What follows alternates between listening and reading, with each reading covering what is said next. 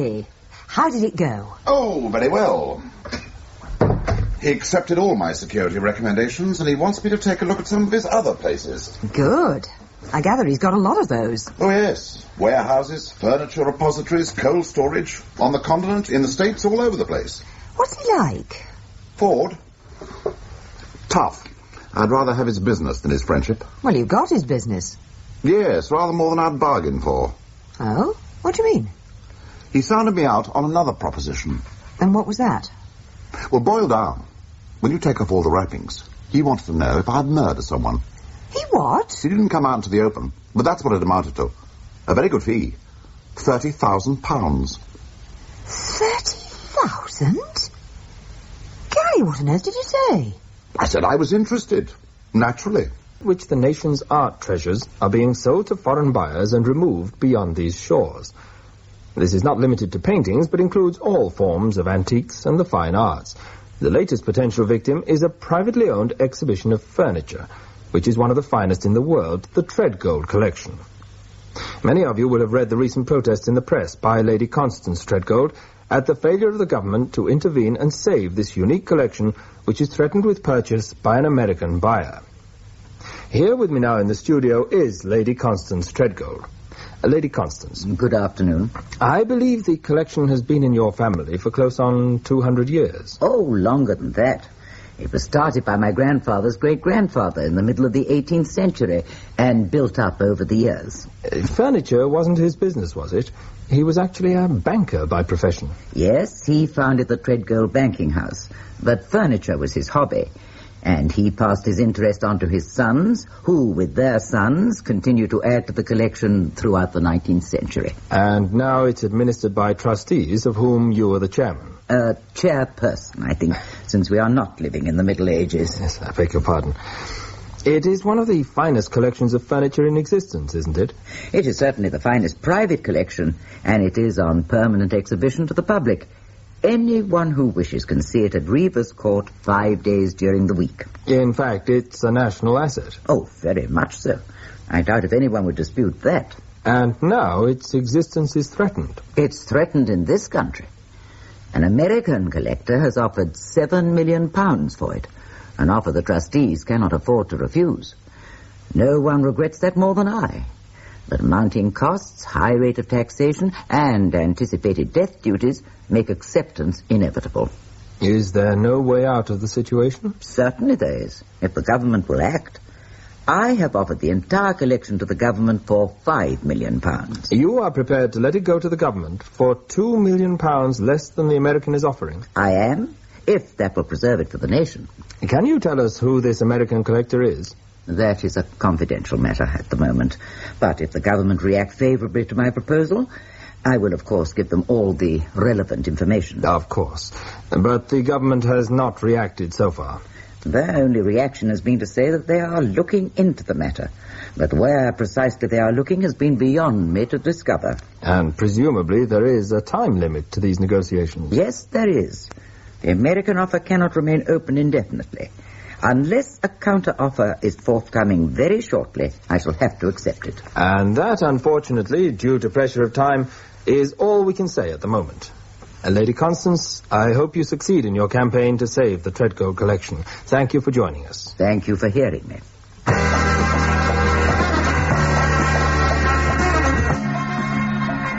I wish someone was chasing me with $7 million. Have you heard of the Treadgold collection? Of course. It's been in all the papers. Haven't you read about it? Can't say I have. Oh, Gally, really? What do you do with your spare time? Snooze quietly. Look, in the car mirror. The green rolls turning into the car park? That's him. I'll get out and stroll over in a minute. Do you want me to wait? Might as well. This is just a sounding session. I don't suppose it'll take much time. He'll probably drive round the park once and drop me back here. Is that the way murders usually get fixed up? Driving round Richmond Park in green Rolls Royces? There are worse ways of doing things. It ensures confidentiality, and it's cosy. Well, I trust it stays that way. Cosy crimes carried out confidentially. Well, I hope you know what you're getting mixed up with. I don't. That's just what I've got to find out. Wish me luck. I'd better. You probably need it.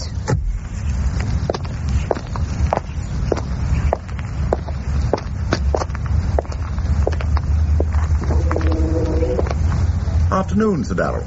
Get in, Hatch. Quickly. I don't want to hang about. Okay. We'll take a turn round the park.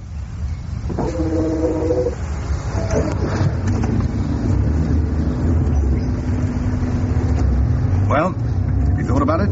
What we discussed the other day, yes. Well, what conclusions have you come to? I'd like to hear more. About the terms? Well, the terms all right. Very good, in fact. What is it you want to know, precisely? I can't help wondering what makes you think I'm right for the job. I know a great deal more about you than you suspect, Hatch. I didn't pick you at random out of a hat. I made very careful inquiries about you. That sounds ominous. What did you find out? Quite enough. You call yourself a security consultant. That's just a cover term. You're a private eye. Now, that's how I started. That's how you're going on. Supposing I am. What's wrong with that? Nothing at all. What makes you right for the job? Private eyes cut corners and sail near the wind. They know the tricks of the trade. And they're not particularly scrupulous in putting them to good effect. Well, that's true of some. That's true of you. Otherwise I wouldn't be wasting my time talking. Don't try to bluff me, Hatch. I haven't got where I am today by letting people pull wool over my eyes. Oh, I'm sure you haven't. Coal stores and warehouses aren't acquired in large numbers by someone lacking in business acumen. I'll agree that your description of private eyes is a fair summary. It's a fair summary of you. Be that as it may, what you indicated the other day seems to involve rather more than cutting corners and sailing near the wind. It does. It means carrying matters as far as it's possible to carry them. Look, let's get to the point. You want me to kill someone? It has nothing to do with me, Hatch. In this affair, I am not the principal. You mean you're acting on behalf of someone else? Yes, I am. I see. When do I meet him? You'll meet him as soon as you're sure in your own mind about undertaking what's required of you. It's difficult to be sure about anything unless you know the details. You'll learn the details from him. All I want to know now is that you're prepared to pursue the matter. Oh, yes, I'm prepared to do that. I'm not surprised. I thought you would be. I'm glad I come up to your estimation. It's not estimation, Hatch. It's sizing up. Know-how, lack of scruples. That's why I picked you. You enjoy a walk? Only on a fine day. It is a fine day. We've come just over a mile. Won't take you long to get back. I gather you want me to get out? Yes, since we've nothing further to discuss at the moment. I see. Very good. You're right. It is a fine day. When do we two meet again? You will know when I get in touch with you. Goodbye, Hatch. Goodbye. Charming manners.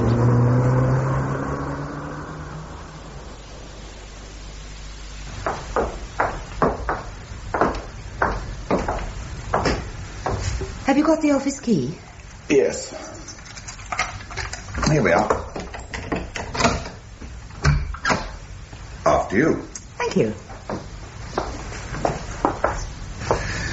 What I can't understand is how I achieved that sort of reputation in Ford's eyes. Who's been putting all these stories around? You haven't been gossiping by any chance? Gally, if I gossiped, you'd be serving a life sentence. Ever since I joined the firm, you've always gone as far as you thought necessary to get results. And that since you went respectable as a security consultant. Heaven knows what happened in the days when you were an inquiry agent. I'll tell you, strictly in confidence. I never actually murdered anyone. Theft I always just avoided. Blackmail I only practiced in order to bring criminals to justice. I broke and entered on occasions in order to find out what was going on, but never took anything. I did tell a lie sometimes, but that was only to the Inland Revenue. Gally, look. Why don't you pull out now while there's time? What am I supposed to pull out of? Oh, for heaven's sake, aren't you being engaged to murder someone? Now, you never actually mentioned murder or used the word kill. But you said he spoke about carrying matters as far as it is possible to carry them. Oh, he keeps talking like that. I presume he's referring to murder. But he may just be talking about paying one's income tax. Gally, really? Listen, I've got to pursue this matter in order to find out what it's all about. If I pull out now and someone gets killed, it won't look too good when I make a public statement that I suspected something nasty was going to happen, but prefer to pass by on the other side. You could go to the police. Well, to tell them what? That there's an obnoxious man with terrible manners who keeps dropping sinister hints. I don't want to get known in the metropolitan area as Sissy Hatch. Oh, you're impossible. I don't know why I work for you. I'll tell you, because I pay you a damn sight more than you deserve. Now stop wrestling with my conscience and answer that phone. Hatch Security, Olga speaking. Oh, Geoffrey, nice to hear from you. It's a long time. Yes? Yes? The Treadgold collection. Well, I'm sure he would. What is the name? Walter Crowley Snell. Wait a minute, I'll write that number down. 930-1928. Right. I'll pass that straight to Galley. Surely. And get back to you if there are any queries. Will do. Geoffrey, that's very kind of you. Extremely grateful. I'll get on to him straight away. Yes, of course. Bye for now. How extraordinary. What was all that about? Was Geoffrey Howard, in a tearing hurry, as usual. Oh, that antique dealer friend of yours. That's right. Apparently the Treadgold trustees want to get in touch with us. The Treadgold trustees? Yes, you know, the Treadgold collection. Furniture. We heard Lady Constance Treadgold talking on the radio about it. Oh, yes, I'm with you. All this recent publicity has made them nervous about their security arrangements. Geoffrey has given your name to Walter Crowley Snell, the fine arts expert, who's advisor to the collection. He wants to contact you right away. That's why I'm ringing him now. Okay, good enough. Walter Crowley Snell, it's a name I seem to know. Oh, it crops up in the press quite a lot. Only the other day I was reading all about how... hello? Is that Mr. Snell's house? Could I speak to Mr. Snell, please? Oh, that is Mr. Snell. Mr. Snell, this is Hatch Security. Geoffrey Howard suggested we should contact you. Mr. Hatch is in the office now. Would you like to speak? Yes, of course. Hold on, I'll ask him. Mr. Snell wonders if you could get round to see him now. Where does he hang out? Can you give us your address, Mr. Snell? Flat 16, Tresham Court, Cadogan Gardens. Just off Sloane Square. It'll take about 10 minutes. Yes, tell him. Mr. Hatch can get round very shortly, Mr. Snell. Will that be okay? All right, then. Thank you. Goodbye. He'll be delighted to see you. Full of charm. Very oldie-worldy. But at least that's a pleasant change from Dr. Brutal. Mr. Snell? Yes? I'm Galloway Hatch, Hatch Security. Oh, Mr. Hatch, of course, my dear sir. Do come in. Thank you. To tell you the truth, I was not expecting you quite so soon. You got here with remarkable dispatch, if I may say so. My office is only 10 minutes away. Ah, that explains it. No hat or coat? Oh, obviously not. No, I just got in my car and drove straight round. Well, then let us go through. After you, please. Thank you. Good heavens. This is some room. I hope it meets with your approval. Oh, yes, indeed. Very unusual. Quite a spectacle. Put on for the delectation of my visitors. Oh, it's delectable, all right. And it must represent a small fortune. Oh, mostly bric-a-brac, you know. There are some good things, but it's just a show. I like flaunting my good taste. I don't blame you. You've certainly got some to flaunt. Oh, my dear sir, a very just riposte. Do sit down, Mr. Hatch. Thank you. I gather my good friend Geoffrey Howard has been in touch with you. Yes, he phoned just before we rang you. You know him well? Well, actually, he's a friend of my assistant, Olga Clay. But I did a security check for him a couple of years ago, and he seemed well pleased with my recommendations. Oh, he spoke most appreciatively of you. Did he explain what I wanted to talk about? I gathered it was to do with the Treadgold collection. Exactly. I imagine the recent publicity it has been getting has caused some concern about security arrangements. Oh, it has, most definitely. With these large sums of money being bandied about, it makes one nervous. In that case, a security check is a good idea. In my experience, it's never a bad idea at any time. Oh, my dear sir, right you are. Those are my very words to Lady Constance. And, of course, with sums like 7 million being broadcast, just the time when thieves break in and steal. What would you like me to do about it? Well, in the first place, I think you should see Constance as soon as possible. Could you by any chance get down to Reeves Court today? Yes, I could, if you will tell me where it is. Of course, I'll ring Constance now. Oh, excuse me.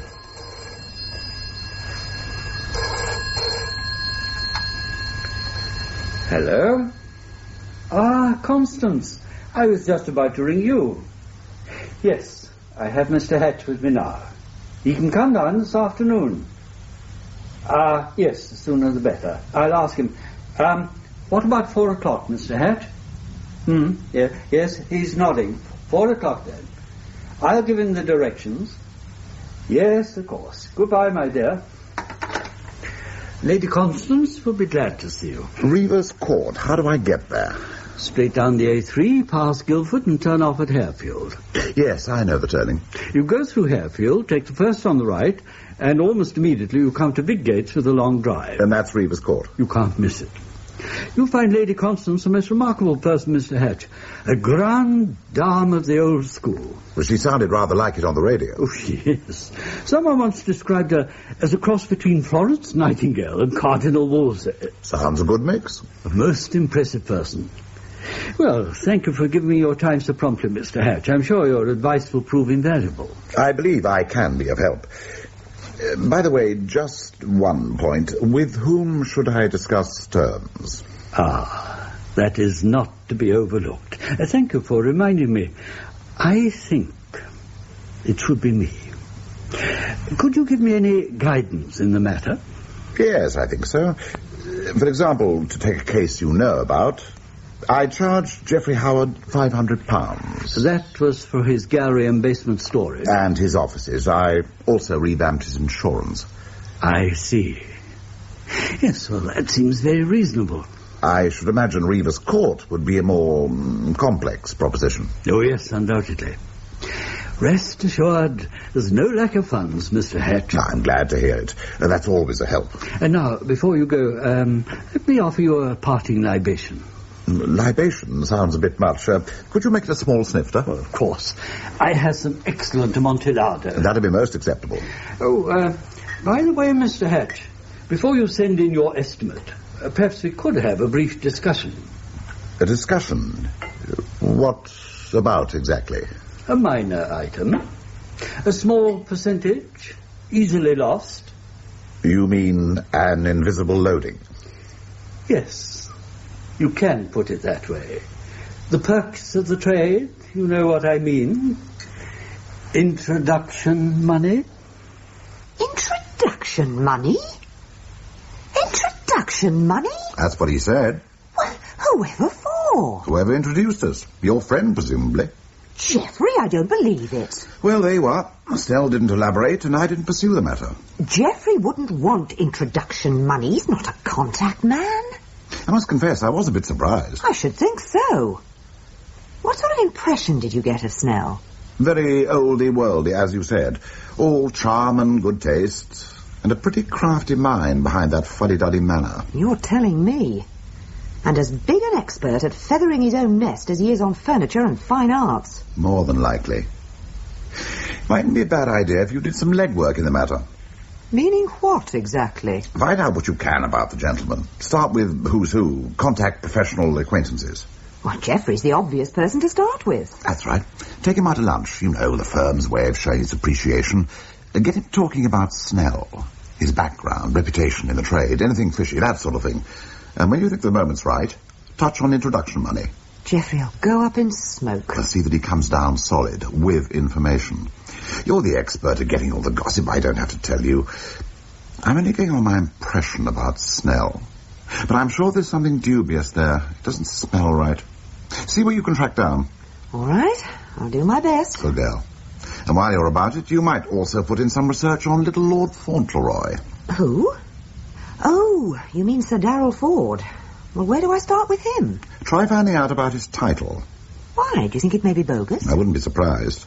After all, what's he got it for? Storing ice cream in old masters? And I'm sure he's no baronet. Anyway, see what you can discover. Meanwhile, I'll get down to Reeves Court and talk to someone whose title's not in question. Come in, Mr. Hatch. Lady Constance. Walter told me to expect you at 4, and here you are. No difficulty in finding your way, I take it. None at all. Do sit down, Mr. Hatch. Thank you. Oh, just excuse me for one moment. Margaret, I shall be taking Mr. Hatch round the exhibition. I'll sign those letters when I come back. Very good, Lady Constance. Margaret is my loyal and faithful secretary. Very overworked these days with all this correspondence. Your negotiations with the government? And with the American bidder, who never ceases to press me. I don't know how much longer I can hold out, Mr. Hatch. No, it must be very difficult for you. Anything to do with the government is difficult. Fortunately, my friends in high places have indicated that things are beginning to move in my direction. I imagine your broadcast today will have helped. Oh, yes. It came just at the right moment, apparently. One of my Whitehall contacts rang only a few minutes ago to tell me. It sounds as if it shouldn't be long before you get a decision. I think that may well be. I don't want to talk myself out of a job, Lady Constance, but in the circumstances... Oh, Mr. Hatch, I'm sure that Walter Snell is quite right to insist on having this security check. He's been in touch with our insurance people, and they agree. Well, in that case... Well, now, let me take you round. Right. I live in this flat in the West Wing, which gives me ample accommodation. The exhibition closes at 4, so we can walk about there now quite freely. Oh, good. And this is my private door, which gives me access to it.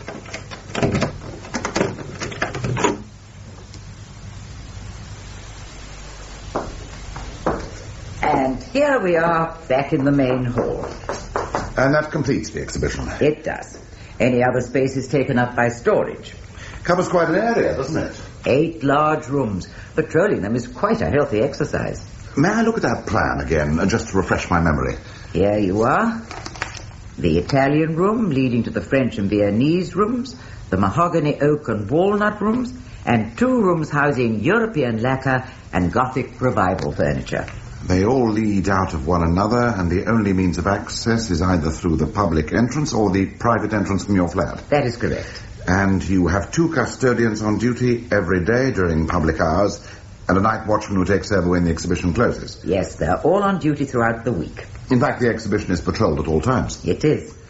And so far, no one has ever succeeded in breaking into the premises. To the best of my knowledge, no one has ever even tried.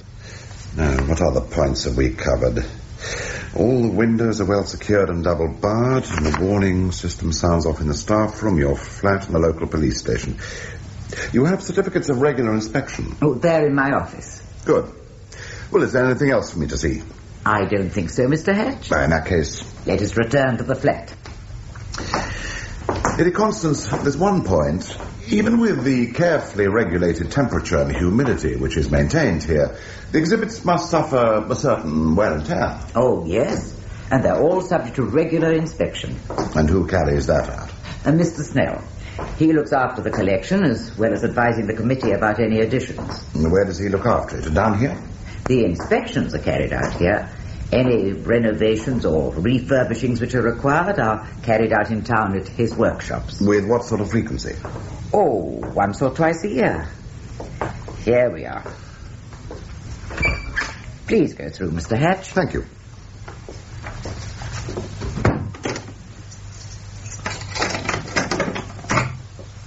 And now let me offer you some tea. Oh, that's very kind of you, Lady Constance, but I ought to be getting back. Ah, well, in that case, I won't try to detain you. Excuse me, Lady Constance. Oh, excuse me. Yes, Margaret, what is it? A phone call.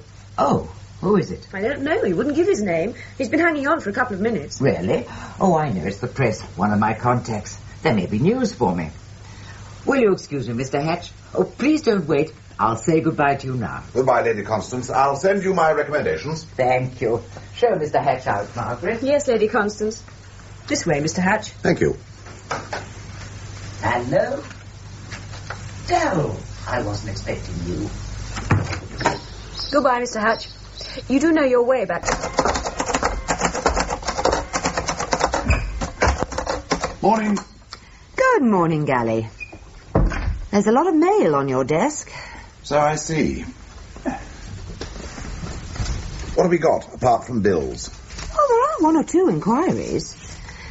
How'd it go yesterday? Oh, nothing unexpected. The lady's not a dragon? Well, let's say she's a lady dragon. There was something, though. Oh, what sort of something? After we'd been round the exhibition, there was a phone call waiting for her. She went to take it, and I pushed off.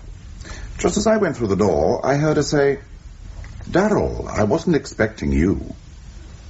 Darrell's not a very common name. No, it isn't. You're thinking of Ford? Well, probably just a coincidence, but let's bear it in mind. How did you get on with your inquiry? Oh, very well. Geoffrey was full of gossip. Did you learn anything? Quite a lot. How did he react to introduction money? Oh, he laughed at that. He seemed to think Snell had himself in mind. When I pointed out that Snell was acting on behalf of the trustees and taking introduction money in the circumstances was hardly ethical, he said it was aesthetics, not ethics, that Snell was interested in. Well, that's one way of putting it. Was it some kind of a hint, do you think? It might have been. Especially in view of what he said later. Tell me.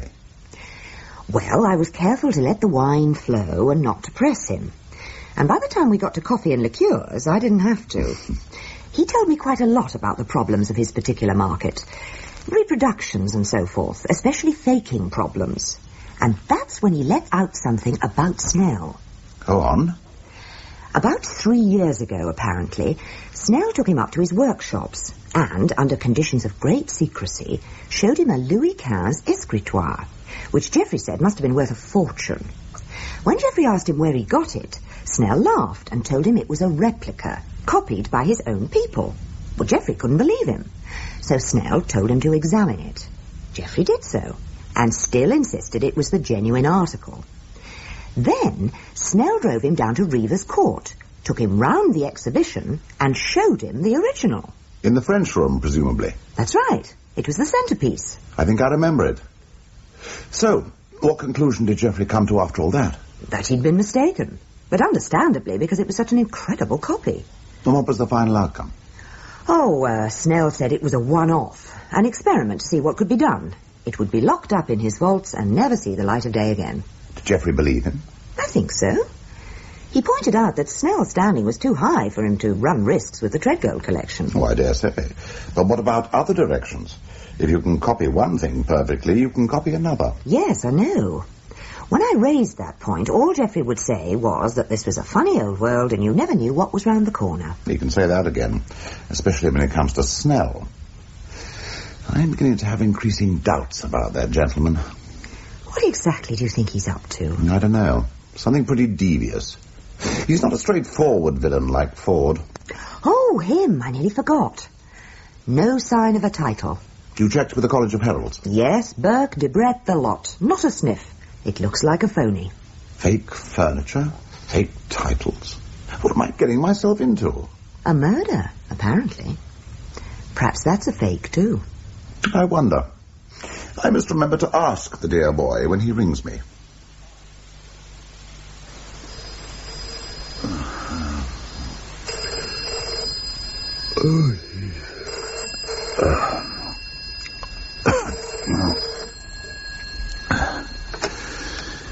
Hello. Hatch? Yes? I've sent the car round for you. What? It should be with you in 7 minutes. 7 minutes? What are you talking about? Who is that? Ford. Sir Darrell Ford. Don't you recognize my voice, Hatch? Get up. Get up and get dressed. Look here, Ford, what is all this? Do you know what time it is? Of course I do. 2:13 precisely. Yes, in the morning, the small hours. I know that, Hatch. I can tell night from day. It's more than I can at the moment. What's all this about? There's someone you have to meet. Don't you remember what we arranged? Yes, I do, but I didn't anticipate... Listen, Hatch, you've just over 6 minutes before my chauffeur calls. The drive to my house will take 11. You'll find a party going on. Take no notice of my guests. The chauffeur will conduct you to me. I say, you've got it all worked out, haven't you? Oh, don't waste my time, Hatch. Get up and get dressed. My chauffeur will be with you in 5 minutes and 40 seconds. That's in round numbers, I take it. 5 minutes and 38 seconds precisely. Get up and get dressed, Hatch. And don't keep me waiting. I shall know what to do soon if he keeps repeating himself.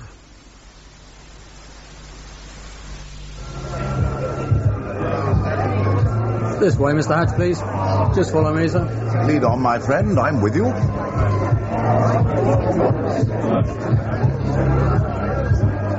Excuse me, sir.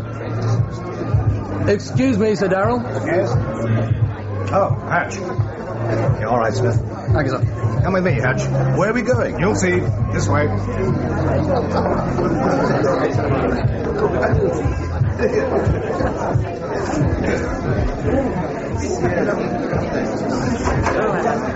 Here we are. After you. Go in, Hatch. Very well.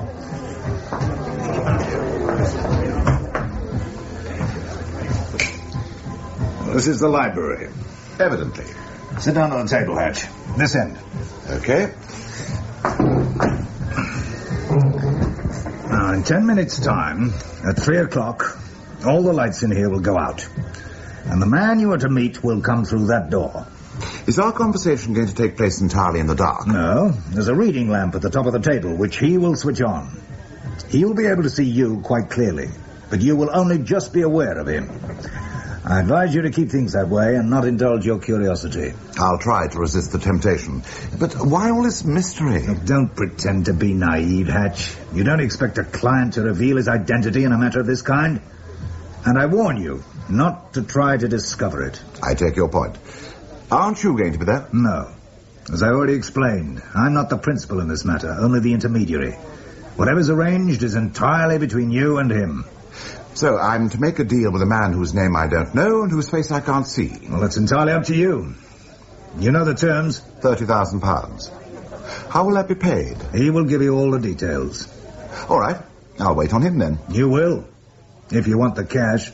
And when everything's arranged, what then? He will leave by that door, and you will leave by this one. My chauffeur will be waiting in the corridor. He'll drive you back to your place. And after that? You'll get instructions when the time is right. And now I'll leave you, Hatch. Remember, 3 o'clock. And don't try any tricks. Here we go. 9 minutes to lift off.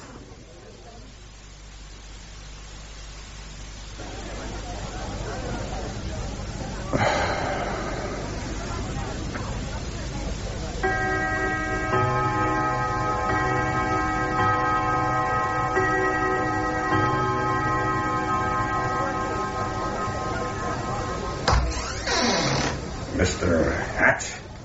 Yes?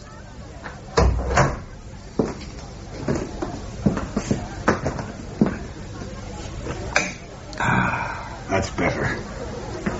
Now I can see who I'm talking to. That's rather more than I can say, with that light right in my face. That's as intended. You're quite clear what this meeting is about, Mr. Hatch? A contract to kill, isn't it? Yes, a contract. You fulfill your side, and we fulfill ours. Have you any questions? A few. Well, let's hear them. I'd like to be filled in on some minor details. Such as? Such as when, where, who, why, and how. You don't want to know much, do you? I want to know enough. I don't mind talking in the dark, but acting in the dark is against my principles. All right. I'll start with how. The man you're going to kill will be shot dead with a silenced automatic. The killing will occur at his place, and he himself will give you the weapon. That sounds very obliging of him. This isn't a suicide by arrangement, is it? No, no. He will be quite unaware of what is going to happen. He will be under the impression that you are acting as a courier. A courier? What am I supposed to be carrying? Cash. To be flown out of the country? By private charter. What part of the world? He'll tell you. How much is involved? 30,000. Pounds? Uh-huh. I've heard that sum mentioned before. Your hit fee. What you're paying me for the job. Is that a coincidence? An intentional one. The money he hands you will have been passed to him earlier in the day in a locked security case. But only you will have the key, which will have already been sent you. That is the agreed arrangement. He will expect you to unlock the case and check the contents in his presence. Naturally, since you open it, it'll be turned towards you. And you will see what's in it before he does. I get it. There won't only be money. Correct. There'll be a Smith & Wesson automatic on top of the cash. So I kill the guy and get my contract fee in one. Very neat. Very neat. Provided there's no double-crossing. Everything will go very smoothly if we keep our side of the bargain and you keep yours. Supposing I don't?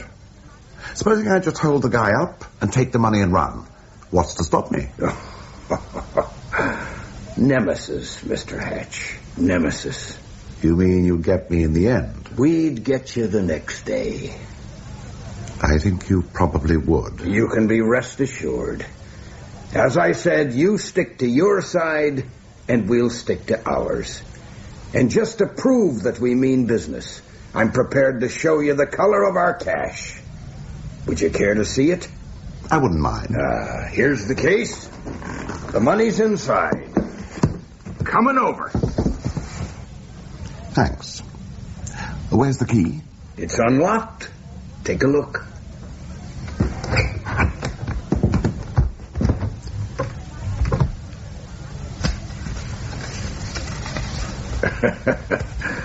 Go on, satisfy yourself. Check it through.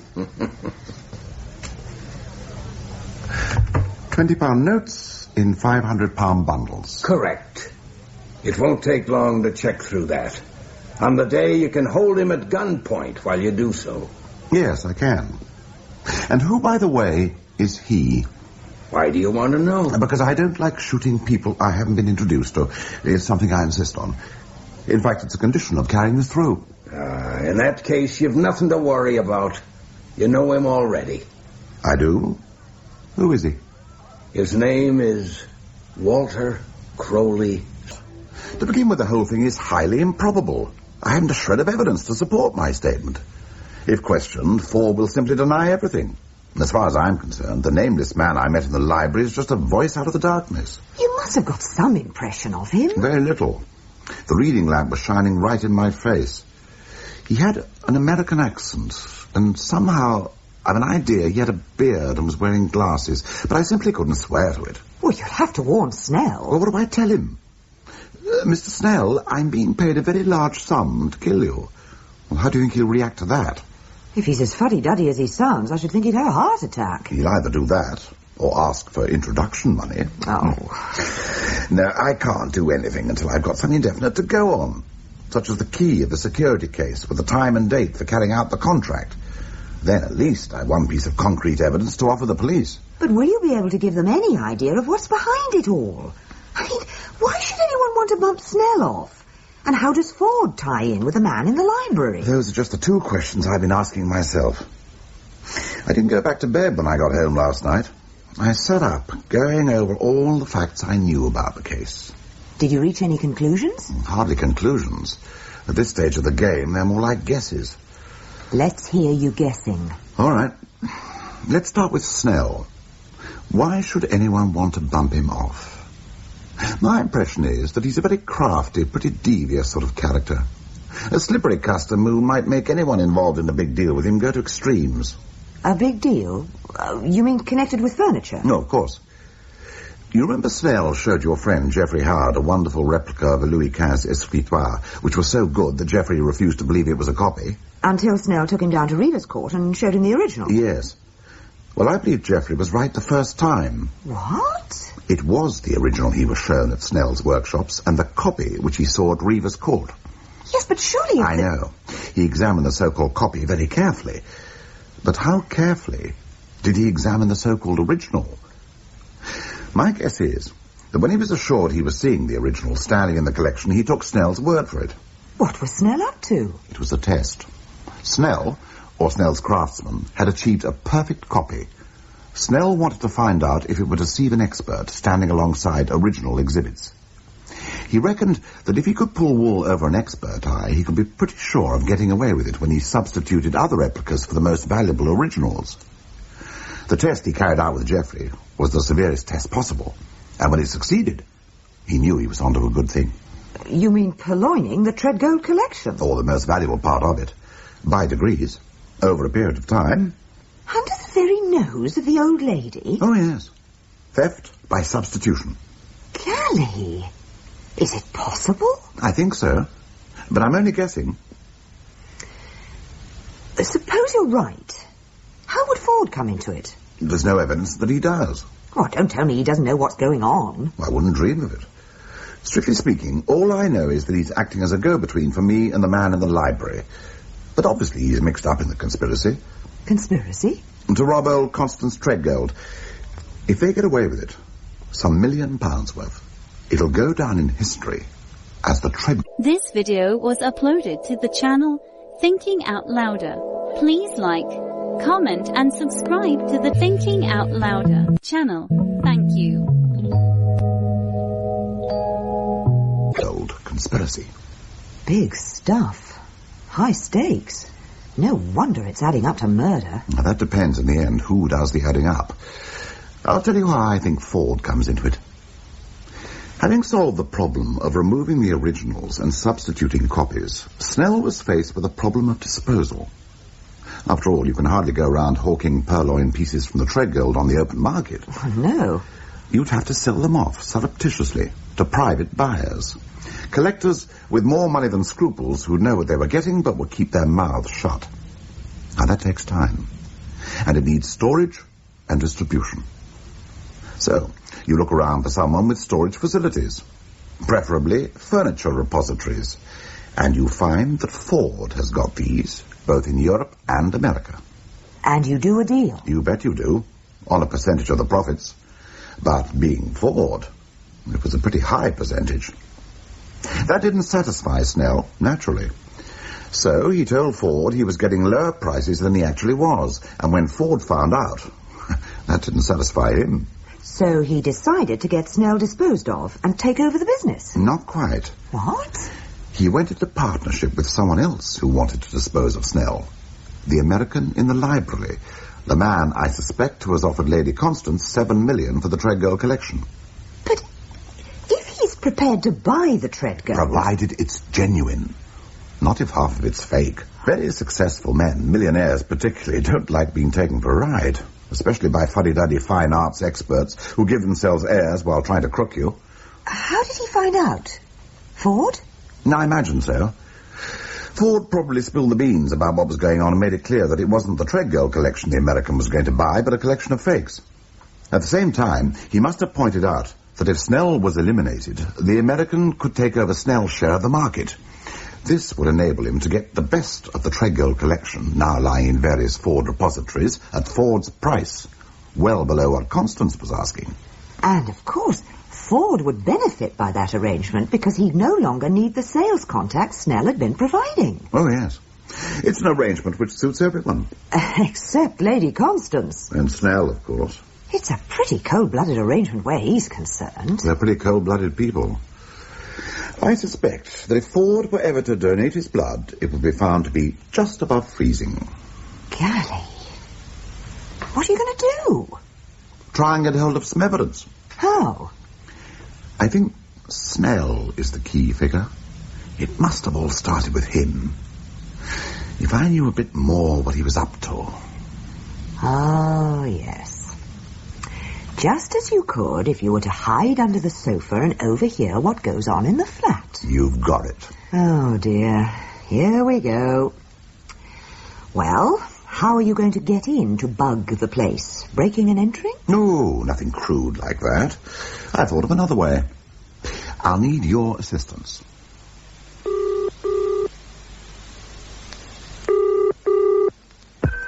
Hello? Mr. Snell? Yes? This is Galloway Hatch. Oh, Mr. Hatch, how are you? Very well. But I have one or two problems. What sort of problems? Well, the estimates for these security arrangements. Costs are going to be rather more than I'd expected. Oh, that doesn't surprise me, Mr. Hatch. The shock would be if they were less than you'd anticipated. Oh, I'm so glad you understand. I'd like to talk the matter over with you. By all means. Could I come over? Of course. When would you like? When would be convenient? I'm in all morning. Oh, in that case, I'll drop straight round. Splendid. I look forward to seeing you. Sit down, Mr. Hatch. Thank you. How can we help one another? I was rather wondering if you could advise me. Well, I should be delighted to try to do so. I've been going through these security notes I made down at Reeves Court the other day. Ah, yes. Lady Constance was telling me about your visit. There's something that troubles me a little. I would say that present arrangements, on the whole, are pretty good. Well, I'm delighted to hear it. Of course, one can always do better. Advances are constantly being made. The warning system, for instance, was installed 7 years ago. There have been considerable technological developments since then. But I got the police to test it, and it is perfectly satisfactory. Good. Excellent. Naturally, I want to do the best for my clients, but not to run them into expense which may not be strictly necessary. In view of the possibility of the government acting in the very near future... I see just what you mean, Mr. Hatch. I very much appreciate your scrupulous concern, and, of course, your consulting me about it. What sort of expenditure do you envisage if all your recommendations are put through? Well, in the event of installing a new warning system, closed-circuit surveillance, magic eye, and other developments, somewhere between 8,000 and 9,000. And then, of course, there will be your fee, expenses, and other considerations. I don't think that 11,000 or 12,000 pounds is going to worry anyone, Mr. Hatch. Really? Well, I'm happy to hear it. And I'm very happy you came to see me, particularly as I have a matter I would like to discuss with you. Oh, yes? Well, please tell me about it. Let me pour you a drink. That's very kind of you. A Amontillado? Amontillado will be fine. Mr. Hatch, this is a confidential matter. I should say very confidential. I understand. It involves a transaction requiring an extremely responsible person with, well, how shall I put it? Savoir-faire. You'd like me to find you someone? I don't think you need look further than yourself, Mr. Hatch. I see. What is the nature of the transaction? The transfer of a large sum of money to a continental bank. You're looking for a courier? Quite right. Would you be interested, Mr. Hatch? Certainly I'd be interested. In that case, have you got a moment to discuss the matter? All the time in the world. Good. Just let me take this phone call. Will you excuse me? No, please don't. Hello? Hello, who is it? I can't hear you. I say I can't hear you. Please speak more clearly. What is it you want? What is it you want? Oh, some hysterical woman I can't make out. Yes, I am Mr. Snell. What do you want? What? A fire? Did you say a fire? Oh, my God. A fire at my workshops. Hello? Oh, damn her, she's gone. Oh, this is awful. Try ringing the workshop number. Workshop, yes, of course. Oh, dear. Oh, come on. The line's engaged. What on earth am I to do? Where's your car? My car? In the forecourt. I must go, Mr. Hatch. Will you excuse me? Oh, of course. You get off. Thank you. Thank you so much. Goodbye, Mr. Hatch.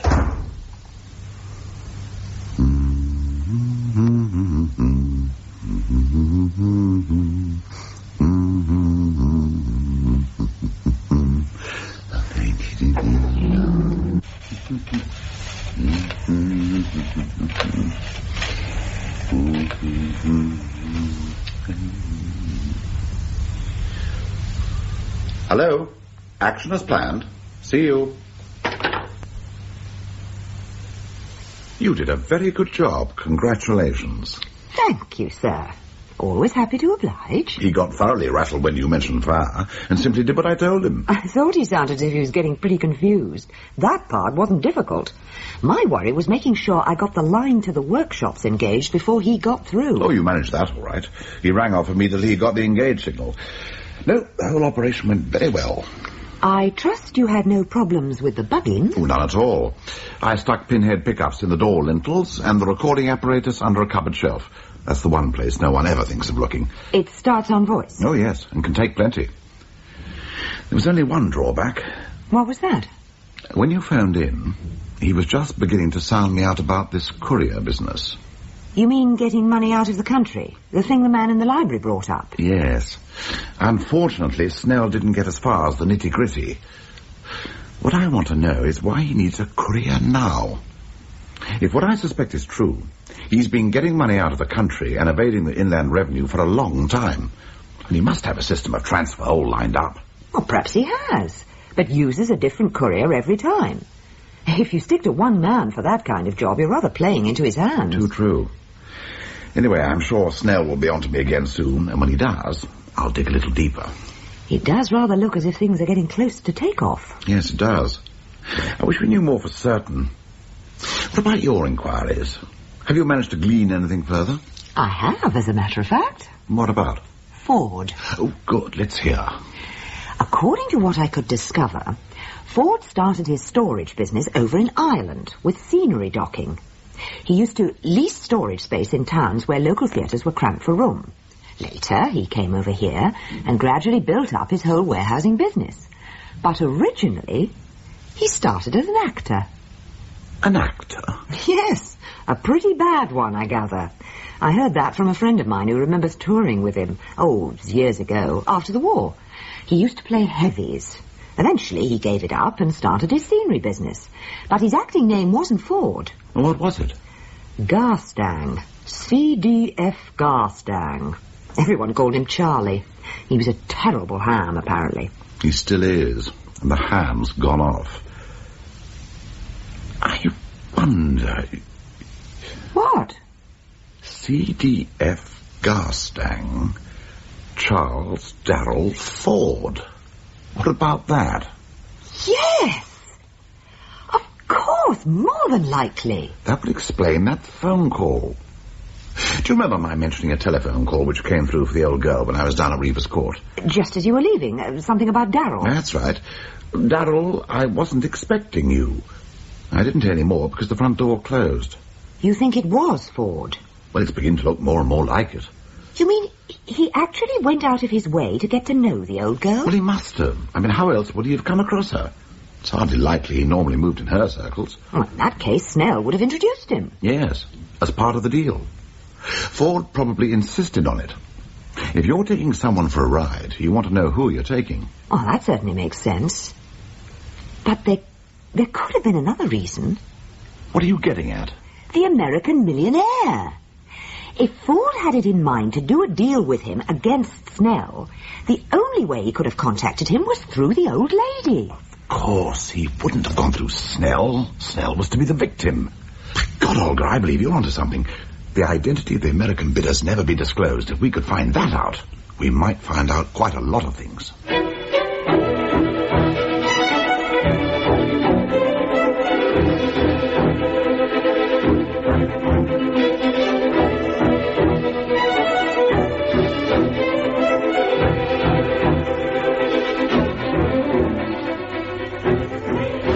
Finally, it was revealed today that the government has intervened over the Treadgold collection and has saved this unique display of furniture for the nation. A few minutes ago, Lionel Elder spoke to Lady Constance Treadgold. Lady Constance, you must be feeling extremely pleased at the government's decision. Would you care to give us your reactions to the situation? Certainly. Without becoming hysterical, let me say that I am far from disappointed. I think you asked for £5 million. Do you mind if I inquire if that sum was forthcoming? I don't mind your inquiring, and I'm sure you don't mind my not answering. I would simply say that negotiations were concluded to our mutual satisfaction. And you're quite happy about it? I'm perfectly happy. Wouldn't you be if you were in my place? I'm sure I should. Lady Constance, what are your plans for the future? Many and varied, but I'm keeping them to myself. Don't you keep things to yourself, Mr. Elder? Well, some things, I suppose, Lady Constance. With reluctance, I imagine. You should try, Mr. Elder. It's great fun keeping things from people. But I suppose with that microphone in front of you all day long, it's a great temptation to tell everyone everything. I hadn't really noticed, Lady Constance. I shall have to give it my attention. But I think I see what you're getting at.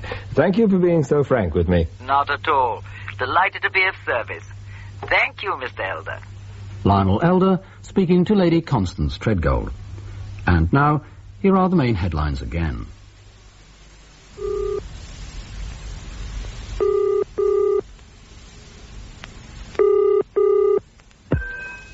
Hello, Reeves Court. This is Galloway Hatch, Hatch Security. Oh, Mr. Hatch. You wish to speak to Lady Constance? If I may. Hold on, please.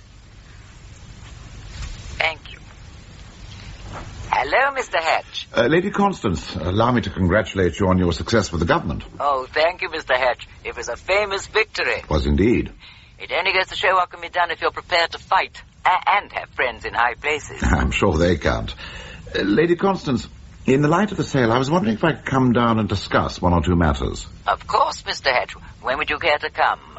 Tomorrow afternoon? Thank you, that would suit very well. In that case, might I expect you about 4? I'll be with you at 4 o'clock, Lady Constance. Some more tea, Mr. Hatch. Thank you. Your tea is excellent. A special brew. I'm so glad you like it. Now, you were telling me about your security recommendations. I'm halfway through preparing them. After my survey, I came to the conclusion that your present arrangements are very adequate. And a few days ago, I discussed with Mr. Snell whether the expense of installing new equipment was really justified. And what did Mr. Snell say to that? He thought that I should put my proposals forward on the grounds, I gathered, that trust funds would be perfectly adequate to deal with the sort of expenses which I outlined. I see. Well, if that's what he felt, I'm perfectly happy. I have the greatest regard for Mr. Snell's judgment. Oh, of course. It was just that with this latest announcement by the government, I rather wondered... You didn't expect results so quickly. As a matter of fact, I didn't. I'll let you into a secret, Mr. Hatch. I never count my chickens before their first lay, and I never announce that anything has taken place until well after it has happened. You mean your deal with the government went through some time ago? It did. Before your original broadcast? Yes, before my broadcast. I made it a condition of the deal that no announcement should be made until funds had actually been transferred to my account. I was able to bring the necessary pressure to bear to get my way because I offered Reeves Court as a permanent housing in addition to the collection itself. I see. One has to do these things, Mr. Hatch. You've no idea what happens when sticks and stones begin to turn to liquid gold. Thousands of grasping hands appear from nowhere, from the furthest corners of the earth. Yes. And before you know where you are, half the money is exhausted. Well, this does rather put a different complexion on my security recommendations. They might involve as much as 10 or 12,000. Don't worry, Mr. Hatch. Just carry on and complete them. And send them to you? No, not to me. To Mr. Snell. I'm pretty exhausted, and I'm going away on a long holiday. Well, I'm sure you deserve it. It's been a privilege meeting you, Lady Constance, and a pleasure to advise you. Thank you, Mr. Hatch. I was assured that I would find it so by quite a number of people, including Sir Darrell Ford. Sir Darrell Ford? No, I think you know him, don't you? Didn't you have a phone call from him when I was here last? Oh, Darrell. Yes, of course. I didn't realize you knew him, Mr. Hatch. Oh, yes. In fact, I've just completed a security survey for his largest furniture repository. Really? A man of far-flung interests in the storage line. Was it furniture that originally brought you together? In a way, I suppose. He was very helpful in that he put me in touch with this American millionaire, whose bid for the collection enabled me to force the government's hand. I didn't realize that. Oh, yes? The strange thing was that I never actually met him, the American, I mean, although he made a number of phone calls. He knew the collection inside out. He must have been round it any number of times, but I never met him personally. A trifle eccentric, I think. In a way, I was sorry the deal with him never went through. But I couldn't let the collection go out of the country. I simply had to fight to save it. Well, you have. And many people are grateful to you for it. Thank you, Mr. Hatch. What was his name, by the way? Who? The American. Oh, him. Margaret. Yes, Lady Constance? What was the name of our American friend who put in a bid for the collection? Garstang, Lady Constance. Garstang, of course. CDF. Garstang. Oh, come off it. That's not one, that's 4 coincidences. Yes, it hardly seems likely. Just a bit too close to be chance. No, it's all part and parcel of the Treadgold Conspiracy. You think Snell was in on it? Oh, he must have been. What I've got to figure out is how those two benefit by the old girl selling the collection. Isn't there any way of opening her eyes to what's going on? None that I can see. She's got the greatest confidence in Snell, and obviously feels grateful to Ford for introducing the American. I hardly see that I can go to her this stage in the proceedings and explain that Ford is the American, that half her collection is fake, and that, albeit unconsciously, she sold the government a pup. I should think she'll have a fit. Well, she's pretty tough, but even so. Besides, she'd never believe me. So, what do you do next? That's exactly what I keep asking myself. Hatch Security? Oh, this is Walter Snell. Could I speak to Mr. Hatch, please? Oh, Mr. Snell. Just a moment. I'll see if I can find him. Okay, I'll take it. Hello, Mr. Snell. How are you? Very well, thank you, Mr. Hatch. What did you find when you got to your workshop? Was it a very bad fire? Oh, thank you for inquiring. Well, I'm most glad to be able to tell you it wasn't a fire at all. But it was all a hoax, then? It was all a hysterical woman, Mr. Hatch. I rather suspected it at the time, but obviously I didn't dare to disregard it. No, of course not. It was all a frightful nuisance and a complete waste of my time, but what can one do? What can I do for you, Mr. Snell? I was being carried away. If you remember, that phone call interrupted a rather important conversation we were having. I do. It is fresh in your mind? I remember it clearly. If I understood rightly, you were interested in the proposal which I put forward. Yes, I was. Would you be free to carry out a mission the day after tomorrow? It would take about 24 hours. I think I would. Just let me look in my diary.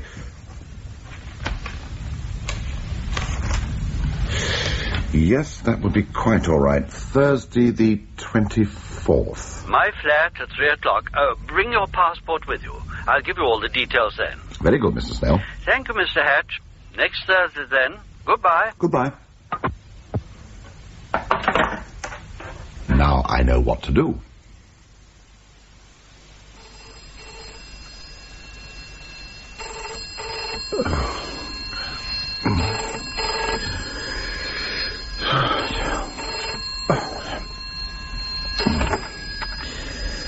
Hello? Is that you, Hatch? Yes, who's that? You know who it is. Now get up and get dressed. I want to see you. Oh, Dr. Brutal. What? Another of your small hour calls. You are a night bird. Look, don't waste my time. What about my time? Are you sending that big car over for me in 6 minutes, 53 seconds? Now shut up, Hatch. You know the way over here. You drive your own car. Who's paying for the petrol? Stop being smart and get over here, right away. I've got something for you. I'm glad to hear it. I always suspected you got a generous streak. Get over here. Okay, Lord Ford. I'm nothing if not obliging.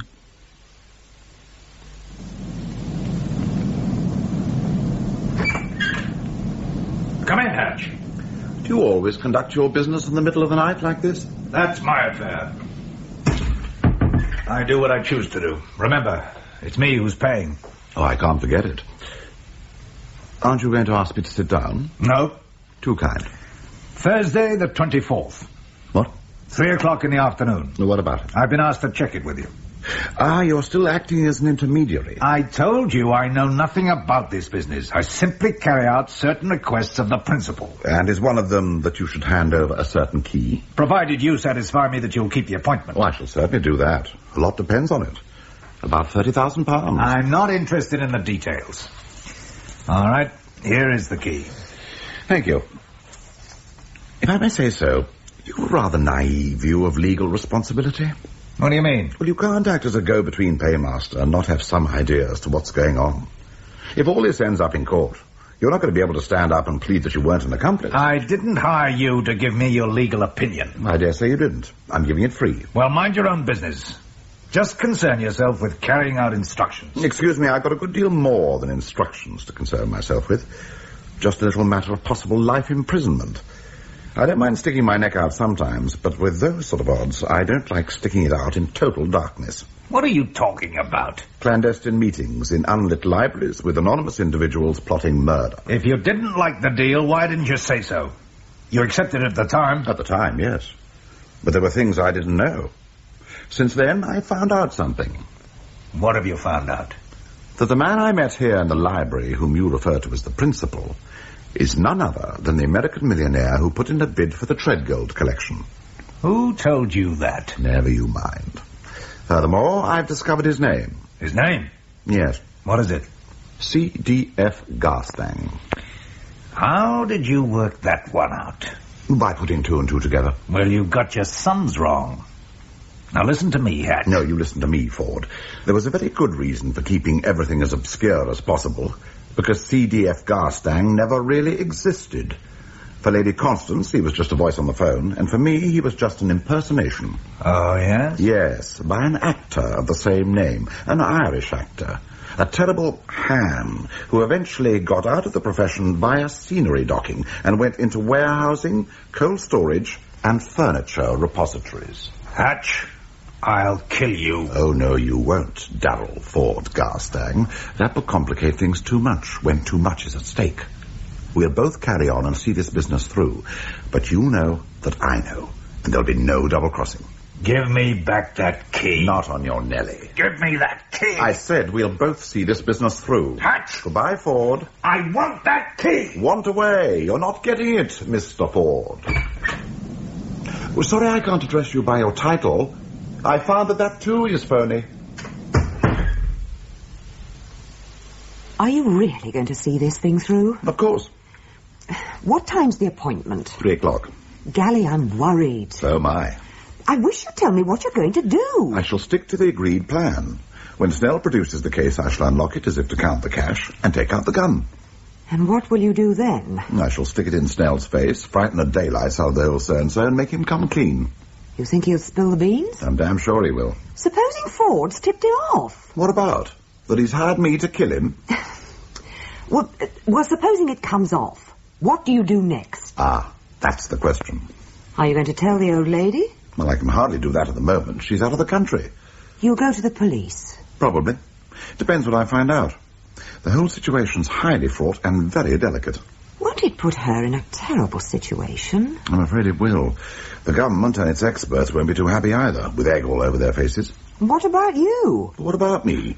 I shall have done nothing wrong. Just exposed the scandal of the century. I hope it works out that way. Don't be so optimistic. What's the time, by the way? Just after 2:30. I must go. Look after the office. Gally? Yes? Do take care. Of course I'll take care. I always do.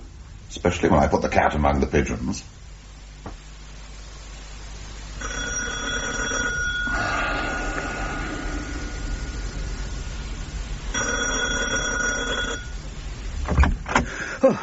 Mr. Hatch. Oh, my dear sir. 3 o'clock. You are expecting me? Oh, yes, of course. I'm afraid I was preoccupied. Do come in. This way.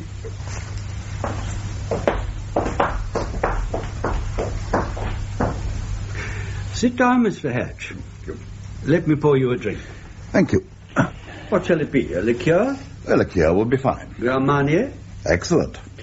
I'm sorry our conversation was interrupted the other day. Perhaps we can go on from there. As you rightly concluded, this is a job for a courier, and the sum concerned is considerable. Thank you. In point of fact, we never discussed terms. I was coming to that when the phone interrupted me. Your journey will take you to Geneva, to a certain finance house whose name and address will be found in an envelope which I shall give you.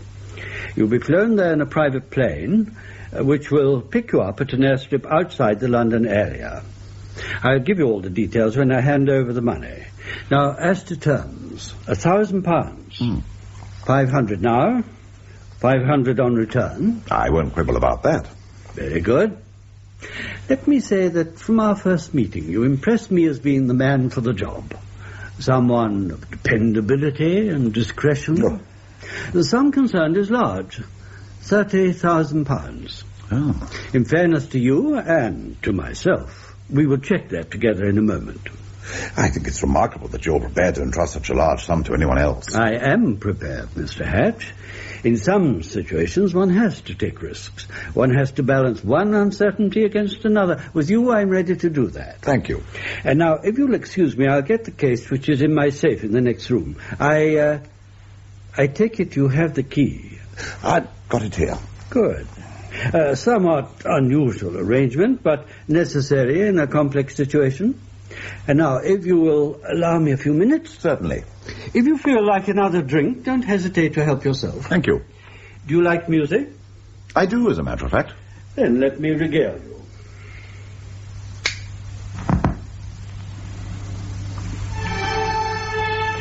I shan't keep you a moment.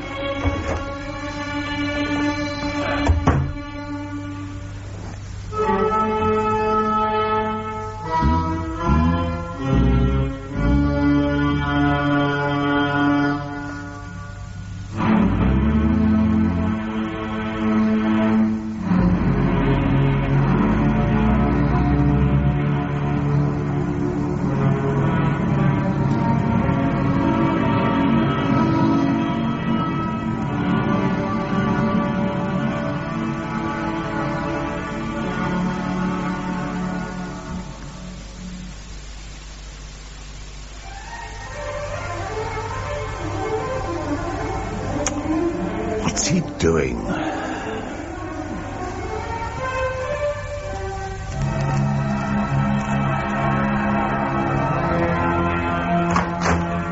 Mr. Snell? Mr. Snell? My God! Open up here! Open up! Police here! Open up! Police!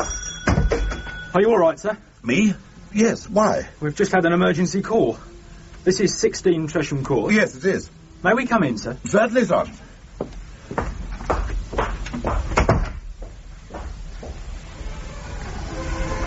Are you the occupier of this flat? No, I'm not. I should explain, Is the Sergeant. occupier in? That is the point. What is the occupier's name, sir? Snell, Walter Crowley Snell. And what is your name, sir? Galloway Hatch. May I ask what you're doing here, sir? I'm a visitor. Look, Sergeant, let me explain. I'd like a word with Mr. Snell, if I may, sir. Well, I don't know about that. What do you mean, sir? Sergeant, there's something I've only just discovered. There's a dead man in the next room. Stay by the door, Constable. Sergeant. Come with me, sir.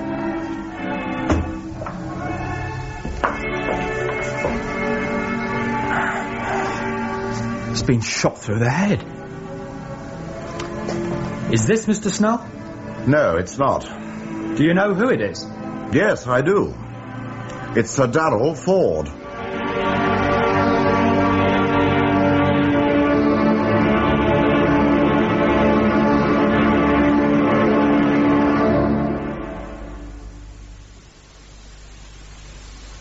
Have you got that all right? Yes, Inspector. Any queries, Mr. Hatch? Not at this stage. I'll want to read it, of course. Of course. We'll need your signature on it. Okay, get that statement typed. Very good, sir.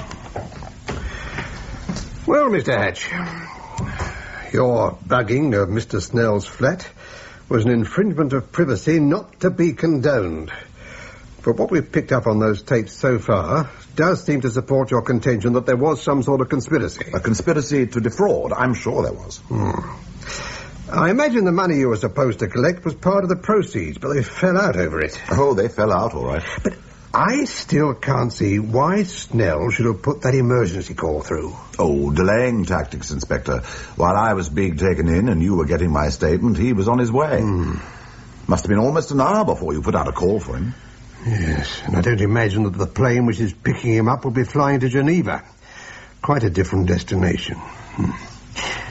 Let's just play that last tape again, in case we miss something. Right.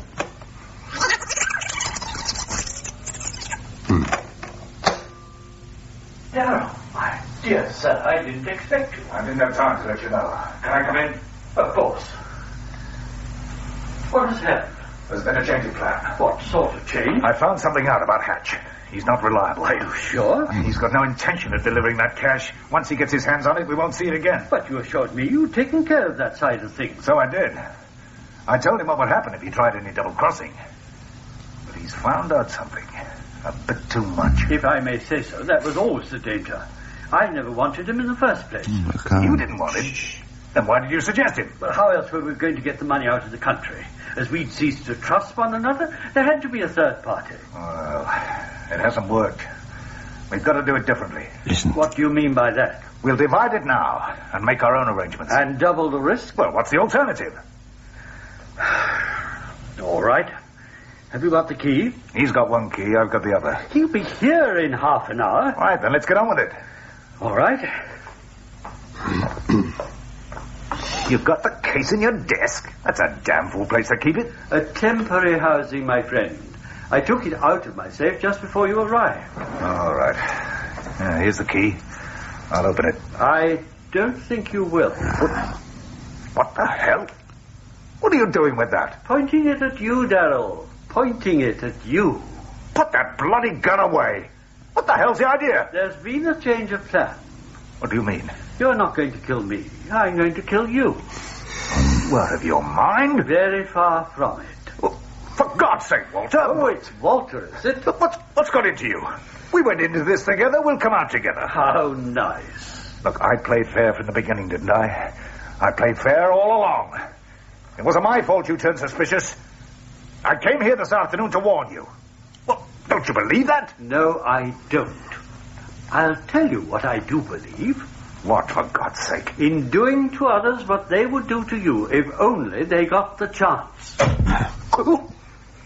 You bastard! You dirty...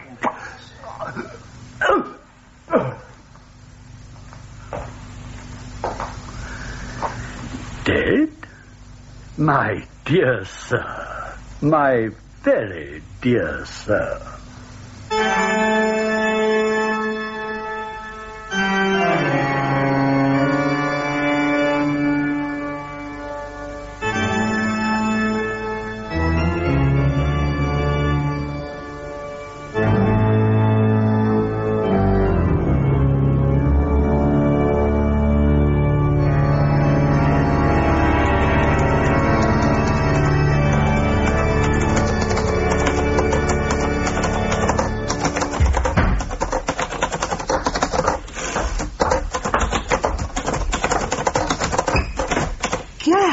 Last. I know. You thought I'd never get away.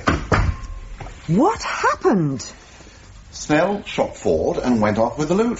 What? The police came round in answer to a 999 call just as I discovered the body.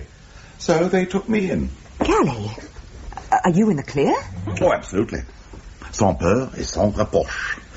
I don't suppose I should get more than 15 years. Oh, I do wish you wouldn't joke. I've been sitting here biting my nails ever since they told me you were helping them. And so I was. Just to put your mind at rest, what was picked up on the tape justified practically everything I said in my statement. Oh. Clearly there was a conspiracy against the old lady. Those two were dividing the spoils and had fallen out. And if Snell hadn't shot Ford, Ford would have shot Snell. So you are in the clear? Oh, yes. I expect I shall get my wrist slapped for invasion of privacy, but that's all. Besides, the authorities are going to be much too concerned with hushing up the frightful row that could break over the Treadgold collection. Oh, that reminds me. What? The old lady rang 3 times. Constance? Yes, she said she'd ring again. That's probably her now. She's abroad. Where's she ringing from? I don't know. She didn't say. All right, I'll take it. Galloway Hatch? Good evening, Mr. Hatch. This is Constance Treadgold. Good evening, Lady Constance. I'm sorry I missed you before. I gather you rang. No matter, Mr. Hatch. I expect you were detained. Well, yes. By the police, by any chance? Why do you ask? Because I'm rather concerned about Mr. Snell. Did he get away? Get away from what? From Darrell Ford in the first place. I suddenly realized that Snell was in danger, so naturally I had to warn him. Did he get away? Well, yes, he did. It rather looks as if he shot Ford. Dear me. Doubtless in self-defense. And he went off with the money. What money? Come, Mr. Hatch. You know as well as I do. £30,000 you were supposed to be paid for the murder. You know about that? I know it was my money. So it was very reprehensible of Mr. Snell to go off with it.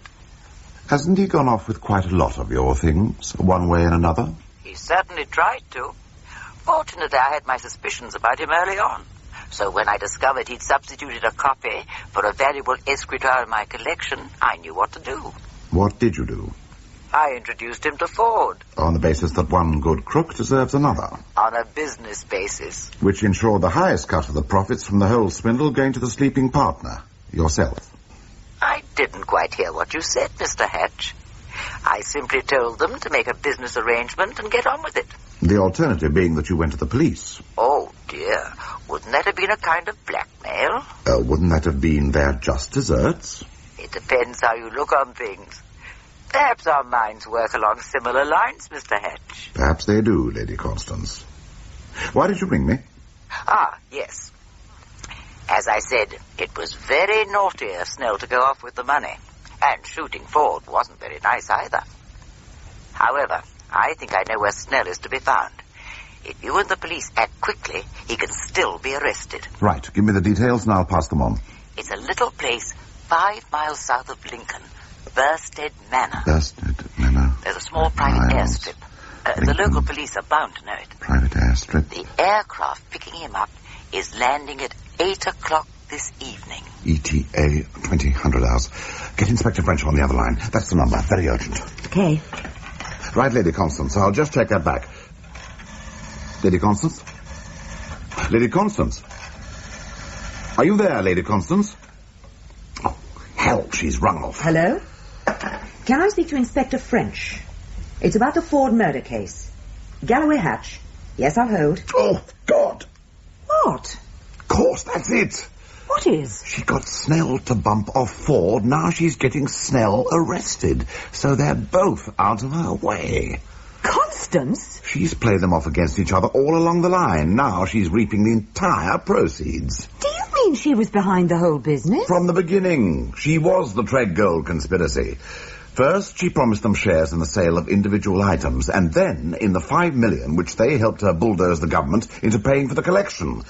She knew that each wanted to grab the other's share because each plotted with her to do so. So she double-crossed both of them. And now I bet she's safely abroad with the loot in some tax-free haven where there's no extradition treaty. Good Lord. But they'll get her in the end, somehow. Won't they? Oh, I bet they will. That lady's a born survivor. With £5 million, she'll survive.